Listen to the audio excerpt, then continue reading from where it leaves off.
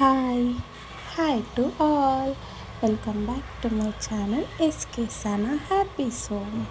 ఈరోజు నేను సింపుల్గా రెడ్ దాల్ ఎలా ప్రిపేర్ చేసుకుంటానో చూపిస్తాను. అది కూడా సింపుల్గా, ఏమీ హడావిడి లేకుండా. ఓకేనా?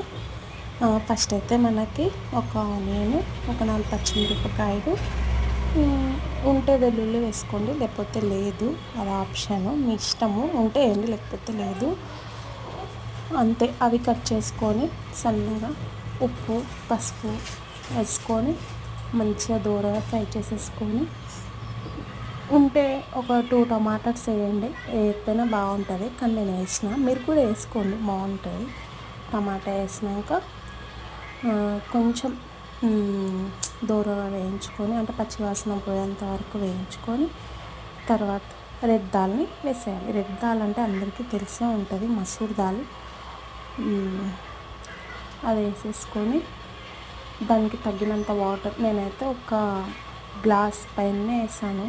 అది కొంచెం ఉడకడానికి, పప్పు తొందరగా ఉడికిపోతుంది పప్పు అయితే.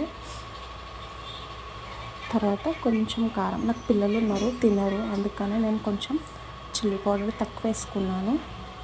తర్వాత వాటర్ వేసుకొని ఉడికించుకోవాలి.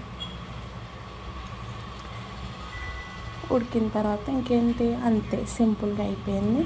గ్యాస్ ఆఫ్ చేసేసుకోవాలి. ఎంతో సింపుల్గా ఉంది కదా, ఇంట్లో మీరు కూడా చేసేసుకోండి. ఈ వీడియో మీకు కనుక నచ్చితే లైక్, షేర్, కామెంట్ చేయండి. Bye friends.